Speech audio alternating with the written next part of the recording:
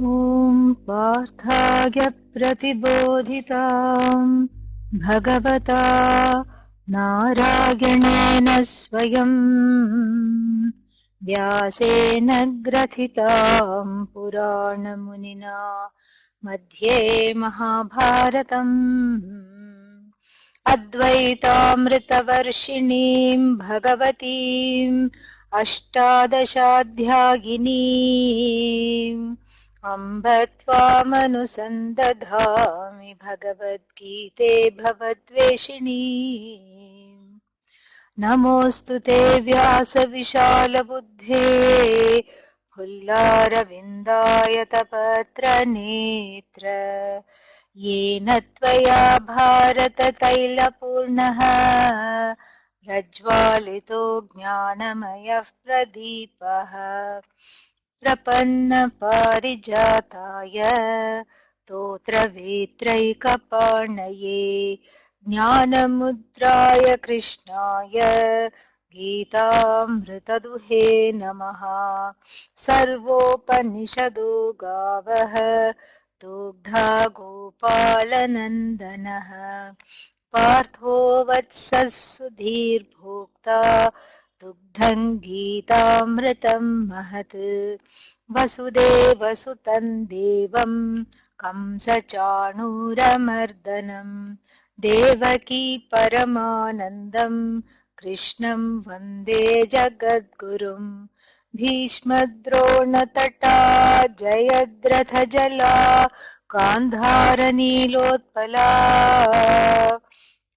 शल्यग्राहवती कृपेण वहनी कर्णेन वेलाकुला अश्वत्थामविकर्णघोरमकरा दुर्योधनावर्तिनी सोत्तीर्णा खलु पाण्डवैरणनदी कैवर्तकः केशवः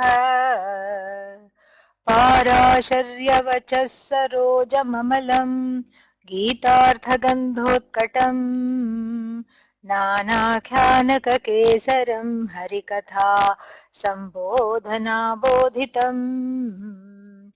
लोके सज्जन षट्पदैरहरः पेपीयमानम् मुदा भूयात् भारत पङ्कजम् कलिमलप्रध्वंसिनः श्रेयसे मूकं करोति वाचालम् पङ्गुं लङ्घयते गिरिं यत्कृपातमहं वन्दे परमानन्दमाधवम् यं ब्रह्मा वरुणेन्द्ररुद्रमरुतः स्तुन्वन्ति दिव्यैस्तवैः वेदैः साङ्गपदक्रमोपनिषदैः गायन्ति यं सामगाः ध्यानावस्थिततद्गतेन मनसा पश्यन्ति यं योगिनः यस्यान्तन्न विदुः सुरासुरगणाः देवाय तस्मै नमः। ॐ सहना भवतु सहनौ भुनक्तु सह वीर्यं करवावहै तेजस्विनावधीतमस्तु मा विद्विषावहै। ॐ शान्तिः शान्तिः शान्तिः। आत्मानं रथिनं विद्धि शरीरं रथमेव च बुद्धिं तु सारथिं विद्धि मनः प्रग्रहमेव च इन्द्रियाणि हयान्याहुः विषयांस्तेषु गोचरान् आत्मेन्द्रियमनोबुद्धिः भोक्ता इति भोक्तेत्याहुर्मनीषिणः. The famous Ratha Kalpana. And what is this imagery? The imagery of the chariot illustrates two things. First thing it illustrates is that there is a big divide in the heart. The inner instrument has a divide. Oh, okay, not a problem. Here we go. Is it better? Is the sound better? Works every time. Wonderful. So, thank you for pointing it out. Yeah, let's give a little, wake up call. It needed some attention. So, now the Ratha Kalpana, the chariot imagery, illustrates two things. The first thing that it illustrates is that, there is a divide. There is a divide between the buddhi and the manas. The manaha is the faculty of the antahkarana, the inner instrument, which is not very strong. It vacillates. So in the Shastra, we have a fourfold classification of the inner instrument. So manaha, buddhi, chittam and ahankara constitute the mind. Manaha means that which is, it's just a vacillating thing. Should I do this? Should I do that? Did I turn the stove off? Did I close the door? What should I do? The forever, everything starts to look good and it cannot decide. Now the decisive faculty, which is in charge, or which should be in the charge of making decisions and propelling the person forward in their life, in their ambitions, in their goals, is called buddhi, and loosely translated as the intellect. Okay? Now, then we have chittam. Chittam means the place where it is, the emotions come from is called chittam, the emotive faculty. And so you can see that all these can be constantly at loggerheads with one another. Buddhi says, get up, it's time to go to work. And chittam says, I don't feel like it. And manas says, should I go, should I not go? What happens if I don't go? Like this. So they're always constantly either feeding off each other or at loggerheads with one another.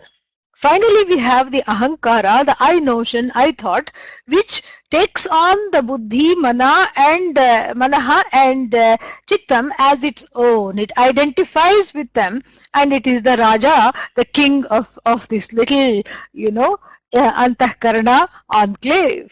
So the king of the antahkarana is ahankara, and the ahankara says, yes, the mind, listens to me, the buddhi listens to me, and it's all me. So that thought, which is that notion, which is identified with the mind and the body also, but right now we are just talking of the mind. So that notion which is identified with this body, mind, sense complex, identified with all the functions of the mind, is called ahankara. Okay. So now the Ratha Kalpana illustrates that there is a healthy, kind of a, what should I say, swabhavika, healthy in the sense of swabhavika. There is a war going on between the manas and the buddhi, or the buddhi and the chittam. There is a war. So therefore, the shadow self in the form of the raga dveshas, which is in the antahkarana, which tend to derail the person from their goals, be they spiritual or worldly, laukika or vaidika, doesn't matter. So that is there. And then the buddhi, which is blessed by Bhagavan, it is the indweller, it is Bhagavan within. People call it inner guru, Bhagavan, whatever it is. So but it is supposed to give a guidance. Give the guidance, because that guidance is already inborn. We'll be seeing more of that today. And so that guidance it gives, so that the person has the infrastructure to make the right decisions. Yeah. This is what is called buddhi.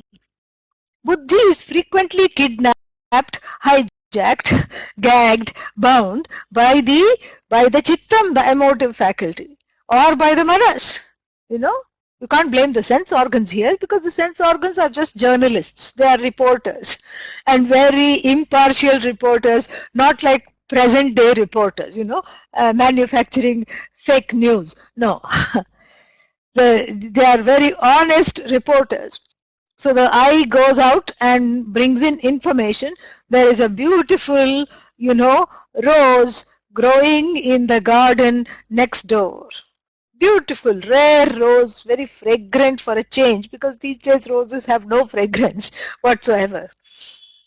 Fragrant, beautiful, blossoming rose, where it's in the neighboring garden. This is just what the eye and the nose together have brought, And then the mind and the chittam say, how come it's not yet mine? Then the mind says, oh, let's make it mine. And then the mind says, maybe not, but because it doesn't belong to me. And no, I think we should make it mine. No, I don't think we should. And this is where the buddhi should put the final break and say, this is not yours. This, if you really want to enjoy this rose, you can just, grow your own plant. You can't just, go and raid the neighbor's garden. The buddhi should be saying that. But frequently what happens, there is an inverse relationship between the amount that the buddhi is going to talk and exercise its, sway, and the rising ragadveshas. So there's a concomitant relationship. The more the ragadveshas rise, the buddhi, goes down, is suppressed, goes off to sleep, hibernates, for a good, portion of the year. And this is what is talked about, and then, in the Kathopanishad and in the Bhagavad Gita as well, because the Bhagavad Gita has borrowed heavily and shamelessly from the Kathopanishad, because it can. It's the Shruti, If we don't borrow from the Shruti, where else shall we borrow it from? Yeah, that is how the whole thing is. So now, so the first thing the Ratha Kalpana illustrates is that all is not well in the Antakarana. There is a rebellion going on all the time. So at least one is drawn in two ways. There's a conflict within. The ragadveshas, powered by the mind and the emotions, because the mind and emotions both share the ragadveshas, they just want to, tie up the buddhi and put some weights on it and throw it in a body of water, because they want to reign despite the buddhi. This is what they would really like to do. And then the buddhi, poor thing, is struggling for air, glub glub glub, gasp gasp, and it is a valiant hero trying to fight for what is right. So this is a kind of a conflict within. And so this conflict is what is addressed, precisely what is addressed by the second definition of Karma Yoga, which is what? Yoga Karmasu Kausalam. Here is where the skill is needed. In the interpretation, in the understanding, in letting the buddhi reign, and in being strong enough to listen to the buddhi. Because the buddhi is the seat of dharma. This is what we have to see. Yeah.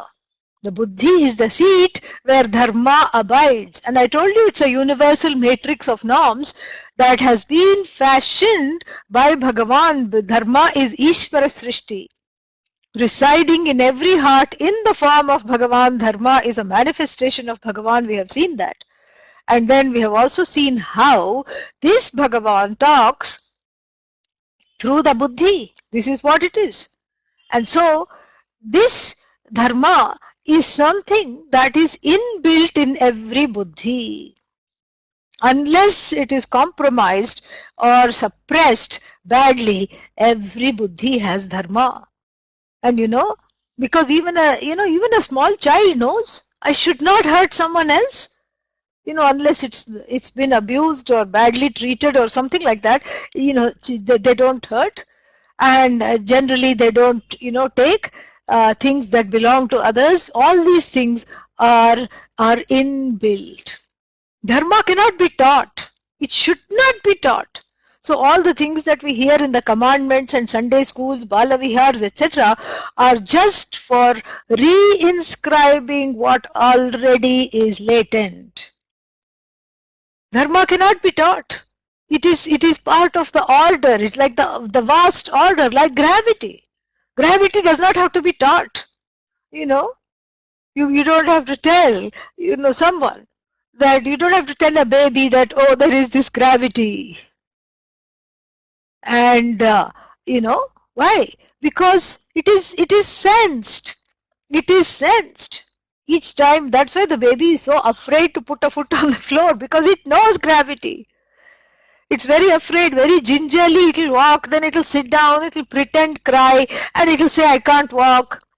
When the mother has to lure it with some apple or something like that and then walk backwards so that the child will walk forwards in order to grab the apple.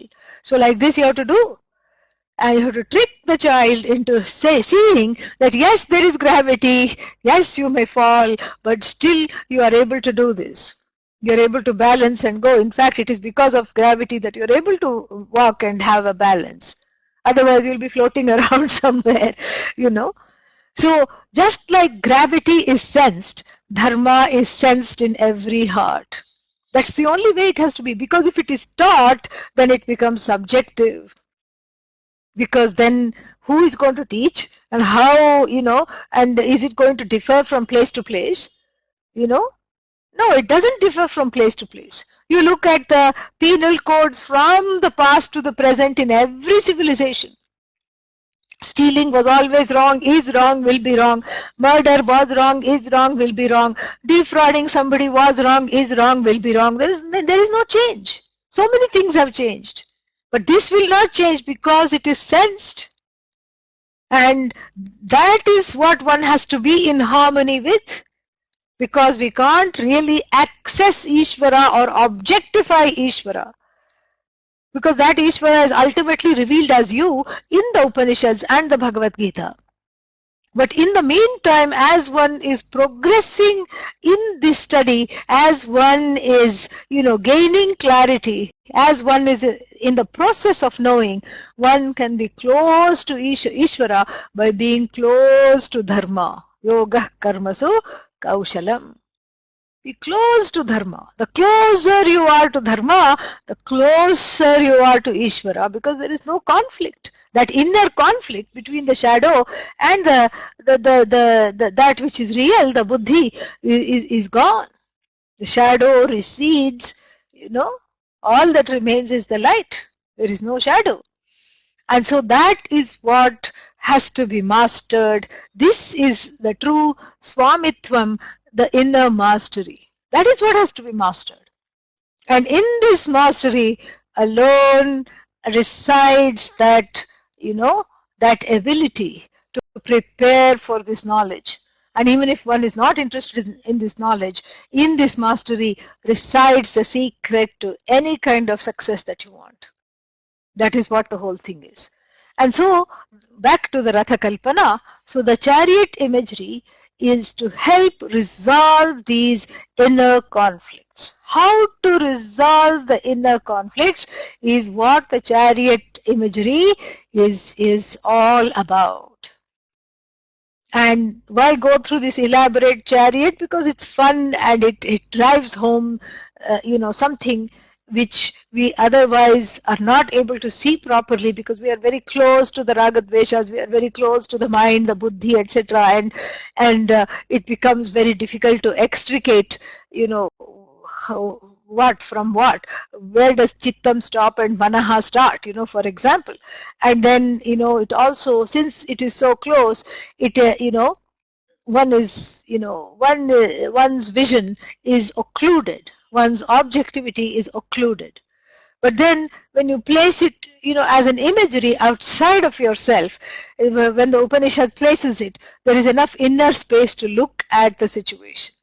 So you just visualize a chariot. So there is this wonderful chariot, and the chariot is the body. Many kinds of chariots are there. Nice one with cushy seats and wonderful shock absorbers. And you know, it's in spanking brand new condition, mint condition. It could be vintage, but it's in mint condition. Or it could be a jalopy, a terrible chariot with half the things missing. Of course, forget the fixtures. Fixtures are gone long ago. The shock absorbers are not there. The seats are just bare wood with a little bit of covering on it. No upholstery, nothing. You know, this bare bones chariot still, you know, stoically moving along. So many kinds of bodies, so many kinds of chariots. The chariot is the body. Why? Because of which you can go from place to place. Because of which you can pursue purushartha, various ends in life. Because without without the body, you can't fulfill even a single desire. So the body is important for fulfilling the desires, including the desire called moksha. The body is very, very crucial. Okay? Yeah. And so then what? Then who am I? If the body is the chariot, who am I? Ratha Swami, Rathina, Rathin. So you are the Rathi.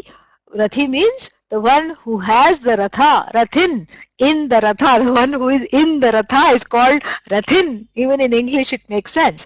So this Rathin, the one who is in the Ratha, the chariot, is the owner of the chariot, the owner of the body. See, here is where we get this inner space. The owner of the body, so to speak, the one to whom the body belongs, the body, mind, sense belongs to whom, is separate from the body. Yeah, this is very important and beautiful to see here.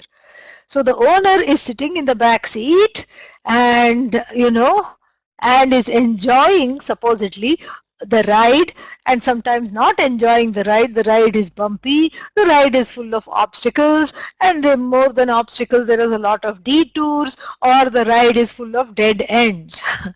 Always has to keep making U-turns. Correct? Yeah. Or the ride is very thrilling, and then, the chariot jumps off a cliff. One life gone, and then another life, like this. So many kinds of rides are there, and the owner is sitting in the back, looking around and saying, oh, this is not a bad chariot, this is good. Oh, it needs a little bit of a paint job there. And, so like this, we look at our bodies. So the person looks at his or her body and says, what? Not bad. Looks in the mirror and says, not bad. Yes, I'm getting on in years, but not bad. Everything is still functioning. Yeah, a few more vitamins here, a little bit of that, what is that, this new thing, craze these days, antioxidants.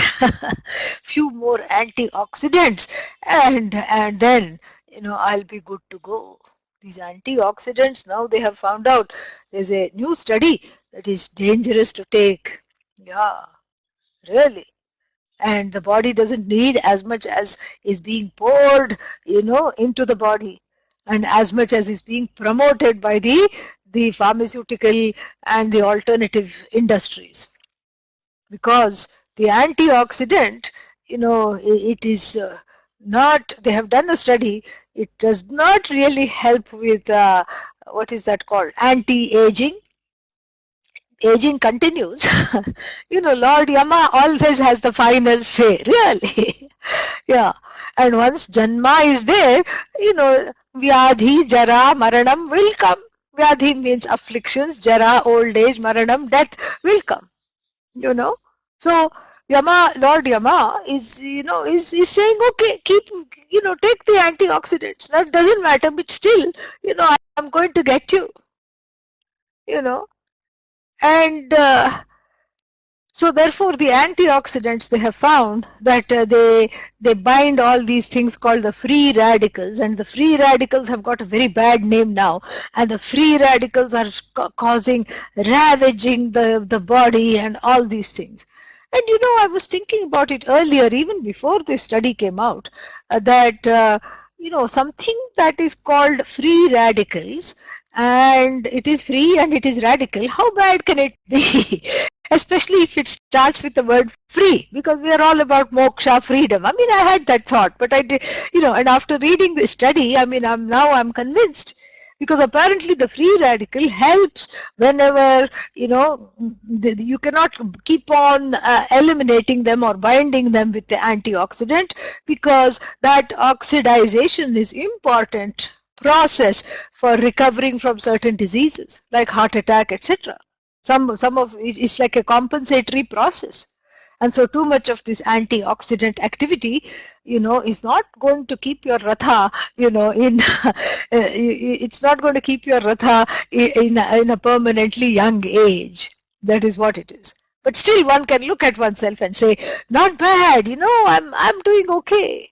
So who is the one looking? Ratha Swami, sitting in the Ratha, is looking at the Ratha, the body. Okay? So, but all we have is not just a body. Then, then we have, if the person who is owning the chariot, the owner is sitting in the back seat, then somebody has to drive and the chauffeur is needed. So the chauffeur is called Buddhi. Buddhi is the chauffeur. Buddhi has to say, I'm going to take you to the correct place at the correct time, safely, in the correct manner. That is the Buddhi. Buddhi has to, and the Ratha Swami, does not make all these, is not driving, does not make the effort to drive. Is not also backseat driving, is just sitting there enjoying the ride because the chauffeur has already been instructed where to go. And once you instruct the chauffeur, you don't micromanage sitting in the back. Oh, which road are you taking now? Where are you now? Is the GPS correct? You just sit back. You're supposed to sit back, relax, enjoy the ride. Correct? Yeah, that's what you're supposed to do. You're not supposed to micromanage the drive. And then the Buddhi has to make split level decisions. The chauffeur has to make split level decisions. One road is blocked. Okay, should I take the next road or turn around? Okay, this road is full of traffic. What should I do? Oh, there is some terrible, accident ahead. And what should I do? Or even worse, there is something coming at me. What should I do coming at our chariot? How do we get out of the way? This side is a ditch, and the other side is a ravine. So which should be, where is the best place to go for the highest rate of survival? All these things is the Buddhi's decision. The Buddhi has to decide what it's going to do. Okay? Yeah. And so, then that is the Buddhi is the chauffeur. And then, the chauffeur is having the reins which lead to the horses. The reins are called manaha. Pragraham manaha eva. So the reins are the mind because the sense organs are first reined in by the mind. So the sense organs are the 5 horses, the famous horses in the Bhagavad Gita. This whole scenery is in the Bhagavad Gita, which has been plagiarized, lifted, lifted completely and cloned into the Bhagavad Gita. It's just beautiful. And so here the horses are connected to the chariot. So the sense organs are connected to the body via the mind.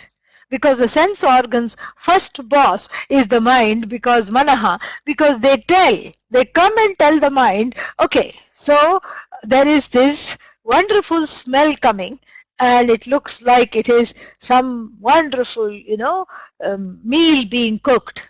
So the olfactory nerves go and tell the mind. The mind then says, yeah, but right now you're doing something else. You can't go in search of the smell and, try to see, which restaurant is it coming from. This is not the time. The mind can say that. Or the mind can loosen. So the reins are all slack and loose. And then what happens? The mind just says, all right, let's go. So therefore the mind has to be in the hand of the chauffeur, the Buddhi, to just say, yank the mind, and the mind is connected to the senses, so the senses also, break. Yeah. They have to break because the Buddhi says, no, this is not the time to just investigate, some kind of a cuisine. This is right now you have a presentation, or you have to go to work, or you have to do something else,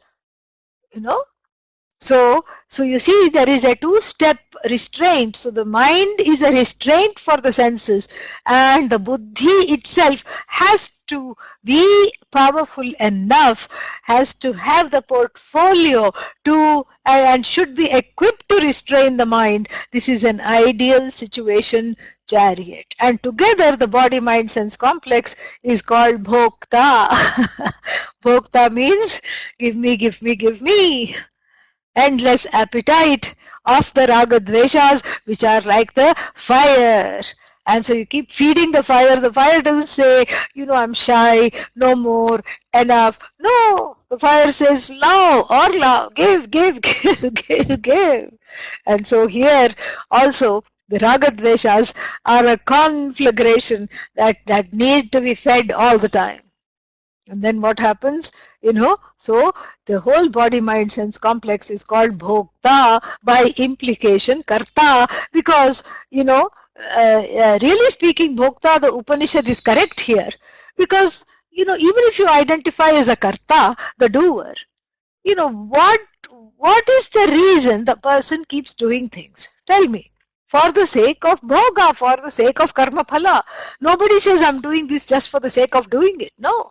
I'm doing this because I hope to get something else out of this. And so really speaking, all said and done, when reduced to the ultimate analysis, one is a bhokta. Full stop. You are a bhokta. Along with an assemblage of this body, mind, sense complex, we have seen this, Then, okay, this was helpful, this was nice, so what? So what should I do with this? Well, let's look at the next, the next set of verses. Very beautiful. Yastu vijnanavan bhavati samanaska sadashuchihi. Like this, there are a couple of contrasting verses. So first the bad news. So supposing one is avijnanavan, avijnanavan means the one who is ignorant, moodha, deluded about the goal in life. I won't say goals, there's only one goal, yeah. Otherwise, if you don't, align yourself with this goal, you keep going goal. That's that's why it is called goal. Goal means round and round. You keep going round and round. One goal is to be free. So here is a buddhi that is deluded about its goal in life. That's why it's going goal. And then what? Then, here is a buddhi that is very weak and succumbing to the raga dveshas. And here is a buddhi that has been suppressed for too long. And then all the adharma is on the rise in this body, mind, sense complex.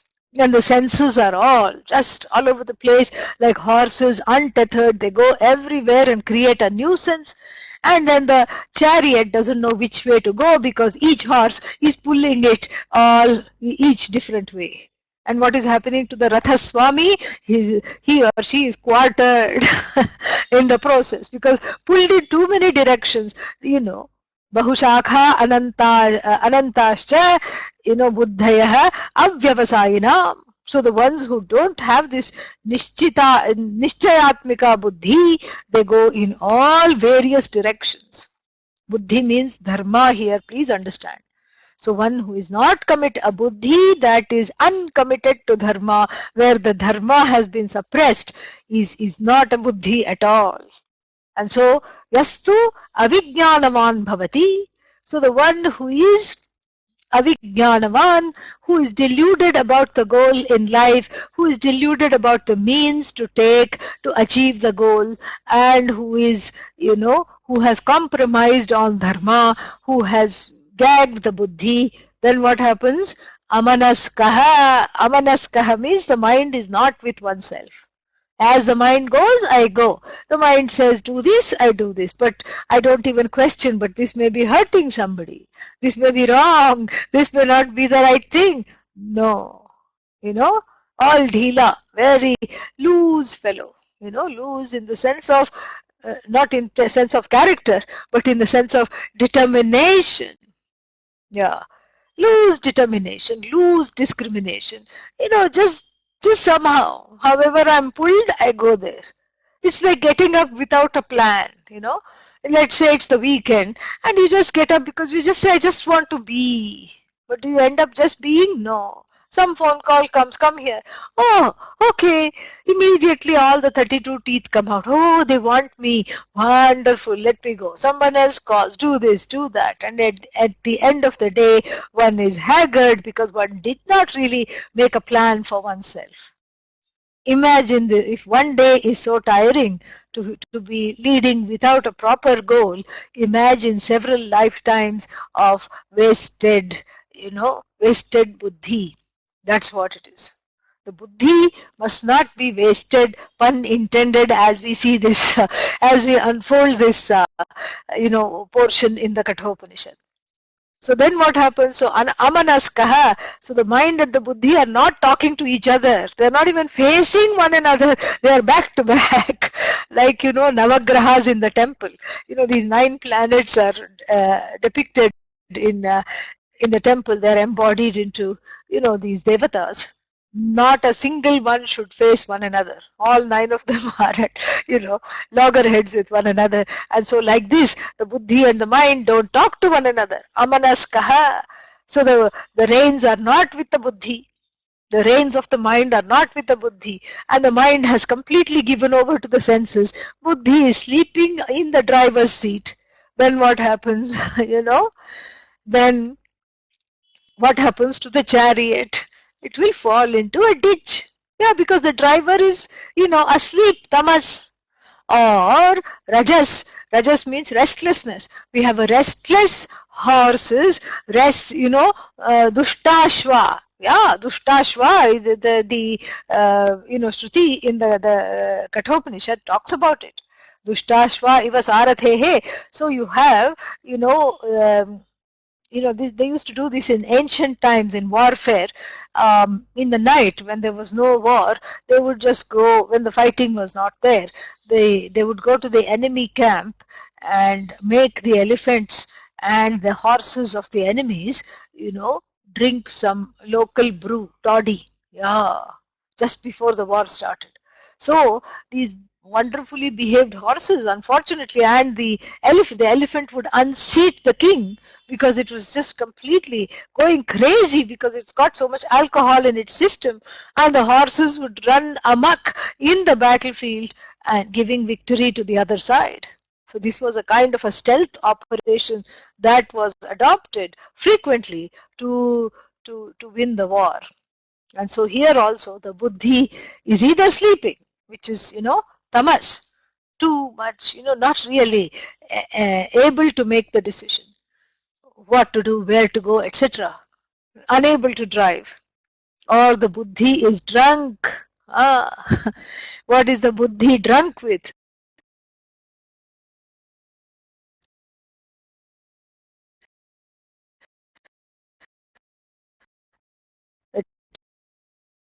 The chariot, not the charioteer, the chauffeur in the chariot is drunk with wrong values.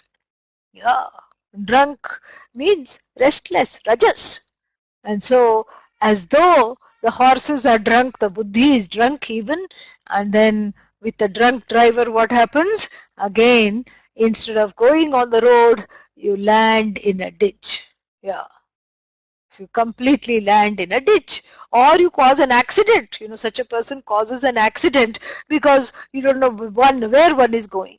So the buddhi causes an accident. How does the buddhi cause an accident? Through wrong choices, the buddhi causes an accident. Derails somebody else's chances because it's so keen on going somewhere.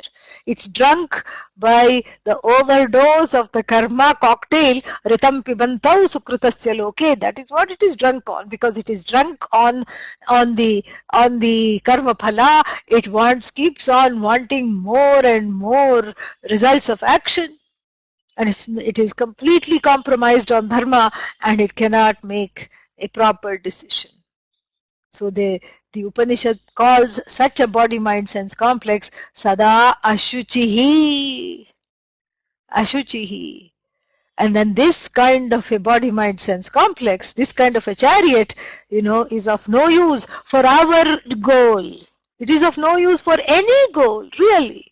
Especially for our goal of, seeing that one is limitless and free. It is useless. And then what? And then it is full of ashuchi, impurities in the form of ragadvesha. So this is the first scenario. And then the second scenario is that, it is samanaskaha sada shuchihi. So what happens, before we get here, what happens to the one that is amanaskaha and sada ashuchihi, always impure, and where the buddhi and mind are at loggerheads, where this conflict continues? It says, samsaram cha adhigacchati. So the only goal, option left for such kinds of choices, people and the makers of such choices, jivas that make such choices, is samsara. You keep being born, you keep making a mess of the life, and you come back, and then back, and back, and back. That's all it is. So such jivas are like a bad coin permanently in circulation. Yeah, nobody wants it, but it will not go away. It keeps being in circulation. This is what the jiva that is not yuktaha, ayuktaha. Ayuktaha means, ayuktaha kamakarena nibadnante. This Bhagavad Gita says, the one who is not put together, the buddhi is somewhere, mind is somewhere, body is somewhere, senses are somewhere, not put together, there is no alignment. So ayuktaha kamakarena, phalashinaha nibadnante. Nibadyate. So the person who is ayukta, Bhagavad Gita says elsewhere, is that because of the force of the ragadveshas is, phalasakti. There is a desire for the fruits of action to be a bhokta all the time. And because of that, there is this sense of bondage. So then, for such a chariot and its whole assemblage, there is no, there is no road that is free and clear. They have to keep making U-turns, because they keep landing in a ditch, pick themselves up and come back like this. So the jiva keeps coming back because the original problem of insecurity, non-acceptance is not gone. But on the other hand, this is how the Upanishad presents both the scenarios, so it's very easy to choose, as though there is a choice. So, what is the other choice? The other choice is samanaskaha sada shuchihi. Sadashva means good horses. So the sense organs are groomed to not, keep on bringing the reports. But if certain reports are ignored, the sense organs will not keep bringing those reports back and forth again and again. You override those things. So the sense organs are groomed to be Samskrita reporters. And then what else happens? And then the mind is the rein. The mind says, no, you're busy, you can't multitask, you're doing something else. Stop. And then the buddhi says, good job, mind, you are correct. Let's go here, let's do this, because this is what we are supposed to do. And then, the chariot moves in the proper direction. The road is the road of dharma. Buddhi follows dharma. In fact, buddhi should be a manifestation of dharma. That is what it is. So dharma is this matrix of norms. And then the buddhi has to constantly interpret, because, it's like reading the book. When you want a driver's license, in any country, I suppose, first they give you a book. So then you have to read the book. Okay, this person has right of way. Oh, all right. And after this, I have to do this and that. And they may ask they may give you a little quiz. You have to write some answers and questions. What happens when these three cars are standing at the intersection? And it's a always stop sign. And so who gets to go first? Do you yield to the person on the left or the right? They will ask some questions. So you will answer correctly, and they say, okay. That is only one part of the driver's license. The second thing is to put you on the road with the inspector. And to see if, the rule book is a different thing altogether. It's important to know the rule, but then it's equally, if not more important, to apply the rule in a dynamic situation, in a live dynamic situation. This is exactly what dharma is like. Dharma is the rule book, himsam na kuryat. And so then what, I have to, I have to do the something. I have to break a rib for somebody who is, who is needing, who is gone into cardiac arrest. You have to break a rib to bring them back, to do some chest compressions, and to really do that. Sometimes the ribs break, but then you say, no, no, no, the broken rib is himsa. I don't think I should do this. This would obviously be a wrong move, because you have to weigh, and you don't have more than a split second to weigh the two, scenarios, the two consequences. So would the person prefer to be alive and nurse a broken rib, or would the person, be prefer to be, or is it right for the person to be just a well kept corpse, with every bone intact? Here is the choices one has to make. Baby is crying because like sometimes this happens. There are all these. One foster parent told me she's what is that, raising a baby who was addicted to heroin. Not her baby. So the mother was in trouble for some reason, and got addicted to this heroin, and so from the pregnancy itself the baby imbibed heroin, poor thing. And so at birth, it was just horribly,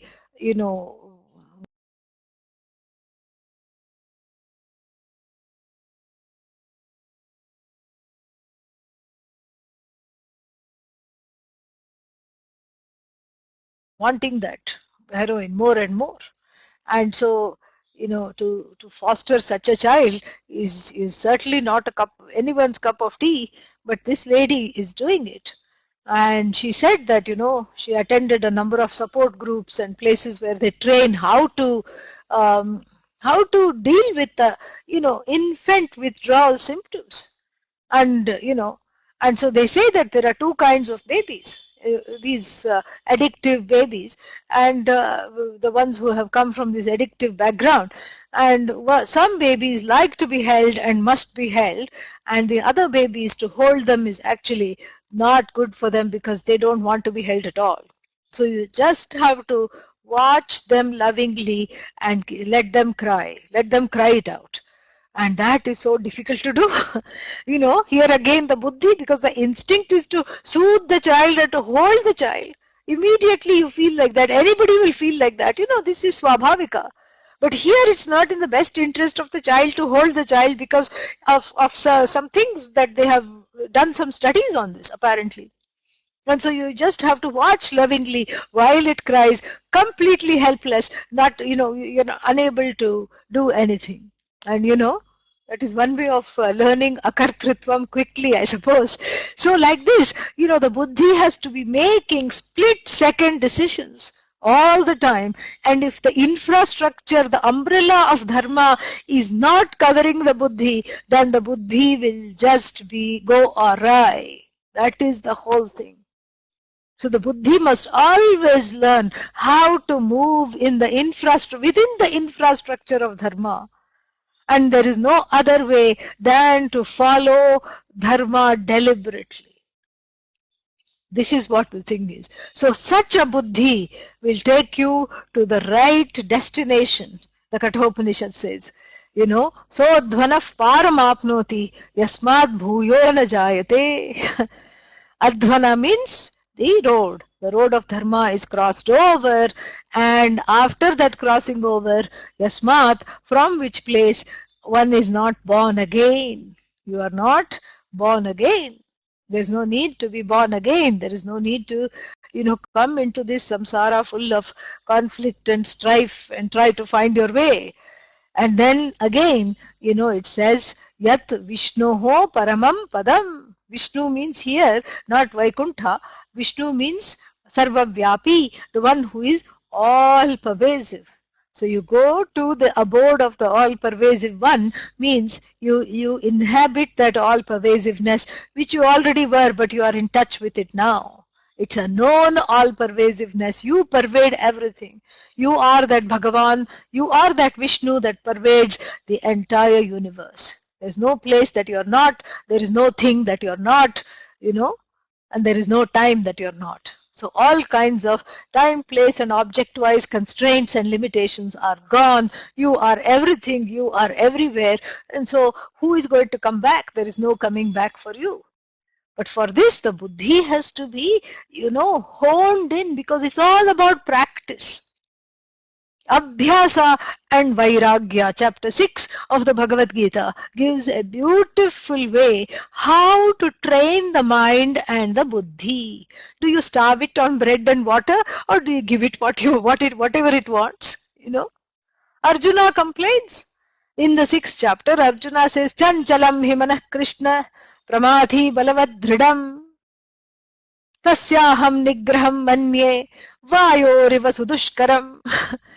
And he says, you have told me that this buddhi and all this has to be, the instinctual mind has to be curbed. And then from Prakrita Buddhi to Samskrita Buddhi to Prasada Buddhi. I mean, how many buddhis? So many buddhis, so little time, Krishna. I don't know what to do. This mind here means the whole buddhi, the whole, buddhi, mind, etc., senses, etc. This whole package does not listen to me. Chanchalam hi manaha, mind in the general sense, which includes everything. Chanchalam, it is very, chalam plus chalam, chanchalam. It is very, it's irrevocably, naughty. This mind is moving all the time. Pramadhi keeps on making the same mistake. Balavat, forcefully. Dhridam, it seems to have a mind of its own. That's why it's called mind, O Krishna, because the mind has a mind of its own. As if it's going to listen to me. It's not going to listen to me. And tasya aham nigraham. So managing this mad mind, I feel is impossible. If you had told me, please trap some air in the palm of your hands. Vayuhu, and I would have found it easier than managing this mad mind and going from Prakrita Buddhi to Prasada Buddhi. It's not for the faint of heart. I don't think I can do it. This is what he says. And Bhagavan Krishna is, so, you should see how he responds. He doesn't disagree. He says, yes, the mind is difficult to manage. Nobody says the mind, which is the receptacles of raga dvesha, is difficult to manage, is easy to manage. Asamshayam mahabaho mano durnigraham chalam. Asamshayam. Doubtlessly, my dear one, and there's a little dig that Lord Krishna takes at Arjuna. He says, doubtlessly, O mighty armed one who can kill all these enemies, and still you are struggling to manage the mind. So Mahabaho, O you mighty armed one, doubtlessly the mind is difficult to manage and it is restless. But he says, Abhyasena tu kaunteya vairagyena cha grihyate. But you will be successful using the twin, the twin upayas. Upayas means remedial measures, the remedy, excuse me. The twin upayas of vairagya and abhyasa. Just a second.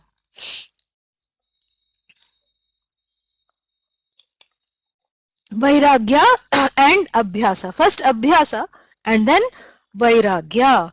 So this is how to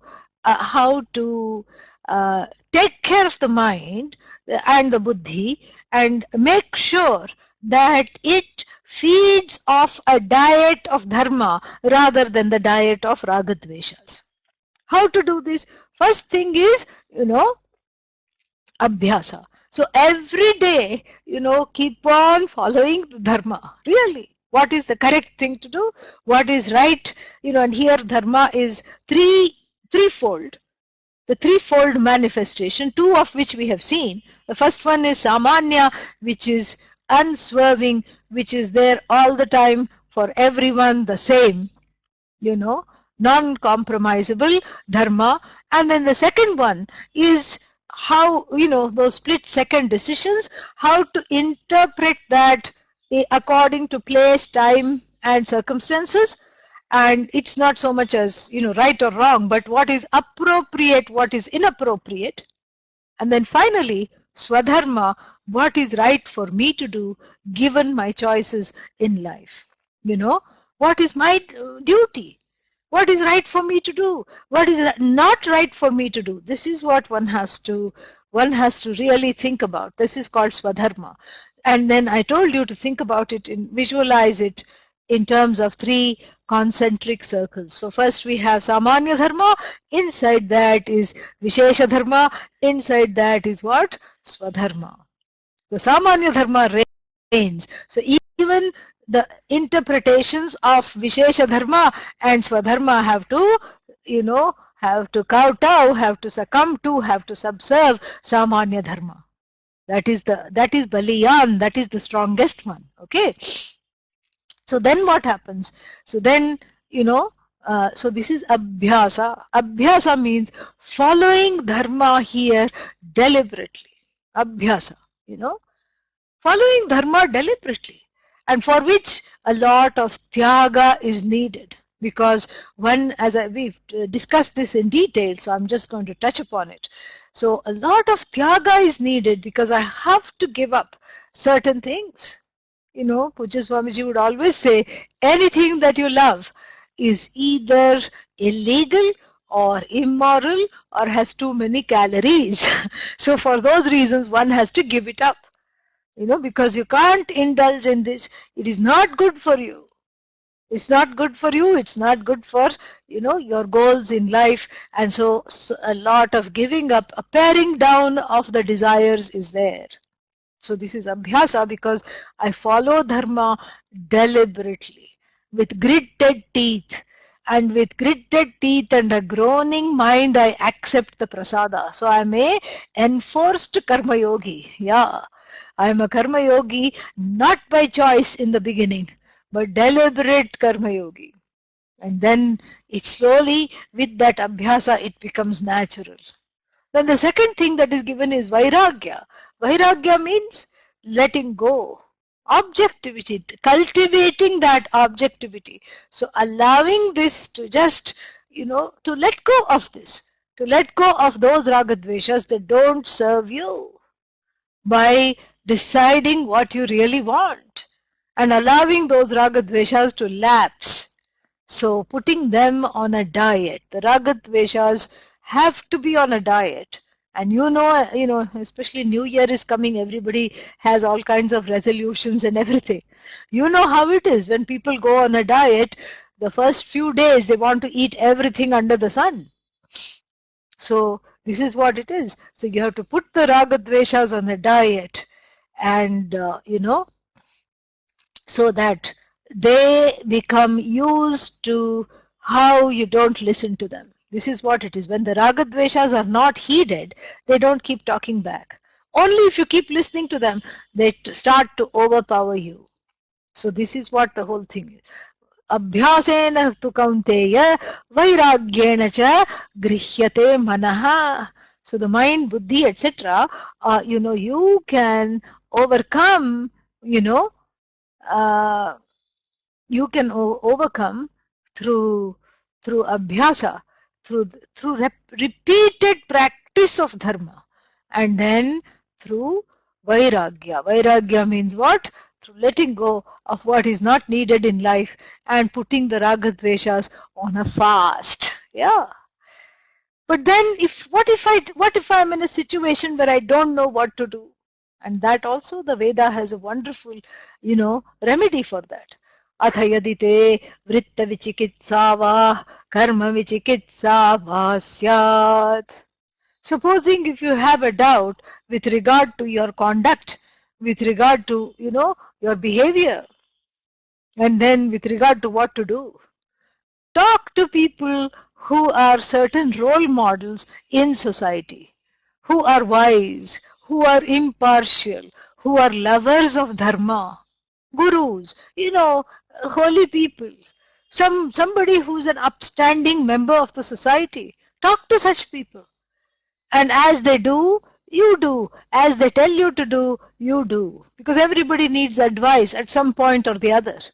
And kushala is not easy to cultivate. This is kaushalya. This interpretation, this being able to, you know,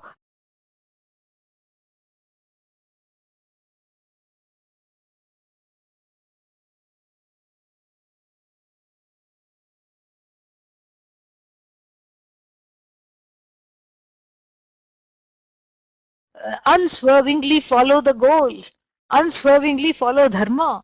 This is what the whole thing is. And so talk to such people. As they tell you to do, you do. And if they don't tell you anything, see closely, observe how they behave. And as they behave, you behave. And then what will happen is that slowly you will grow to make the similar decisions and similar choices just like they have made. That's what it is. So it's all this whole thing of karma kaushalam, and along with what is the other one, samatvam yoga uchyate, is all about raga, the psychology of raga dvesha management. Raga dveshas are there. Raga dveshau, you know, indriyasya indriyasyarthe ragadveshau vyavasthitau, third chapter, 34th verse, tayor navasham agachet tauhi asya paripanthinau. These are the inner enemies that have to be overpowered, because don't come under their spell. That the ragadveshas are there, let them be there. Don't come under their spell. Then when you don't come under their spell, what happens? You know, they become vibhutis, they become glories, because they are transformed from being a binding desire, you know, so to a non-binding desire. Fulfilled, it is okay. Unfulfilled, it's even even better. This is what the whole thing is. Yeah. And then, you know, there are a few more things to wrap this up. And there is also one more definition of yoga that I'd like to look at, which is a recipe for keeping sorrow at bay. So this is, you know, so this is going to continue on this practical note. And we will conclude with that tomorrow, because I want to leave the 31st for whatever evening, for whatever plans you may have. So this class will conclude tomorrow. So tomorrow,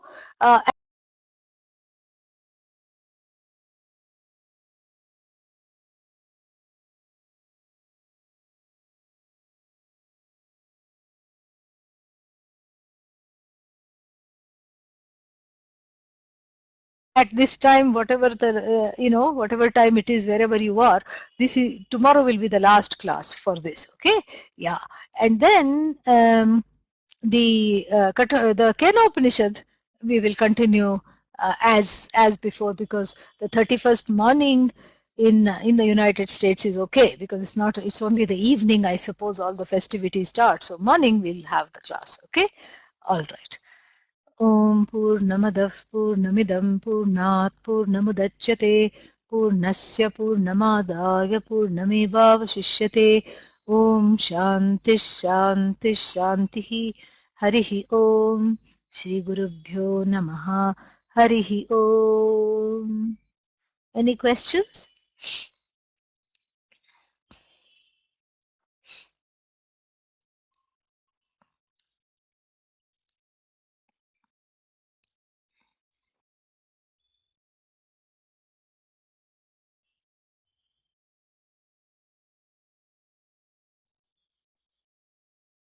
Ah, Shinchin is here. Nice, Shinchin. Nice to see you.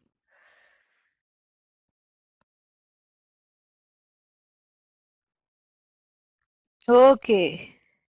Glad you enjoyed it, Sudha.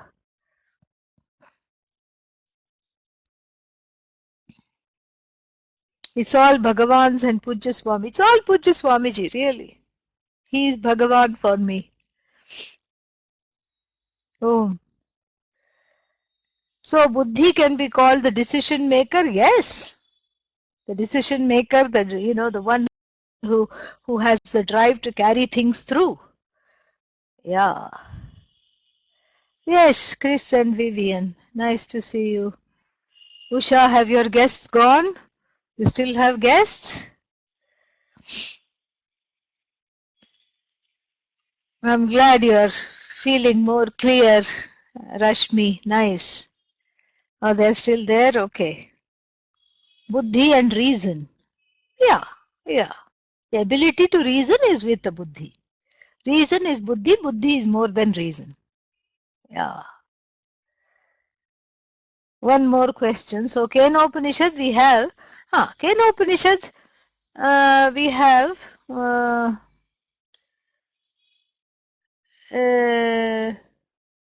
two classes.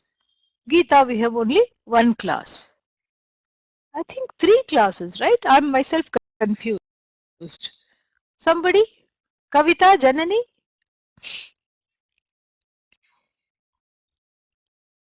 Yeah, renewed respect for the buddhi, correct. How can we check if we had made progress? Yeah, never use the word controlling, managing ragadveshas, because then you will find that you grow to be a person who is less reactive, more accommodative, and less worried about the outcome of situations and things. You know, that's how. So you are you are not reactive so much. You're a little more laid back. That's how. You have more clarity. And the frequency of the ragadvesha attacks, the intensity of the ragadvesha's attacks, and the recovery time to recover from the ragadvesha attack all come down. Yeah. Yeah, you won't drive the car the same way again. Good. Nice. So, two more classes of what? Two more in addition to today, or just today and one more? Okay, two more of Kena. Okay, yeah, two more of Kena, one more of Bhagavad Gita. Okay, yeah. All right. See you all in Kena Upanishad class. Om Tat Sat.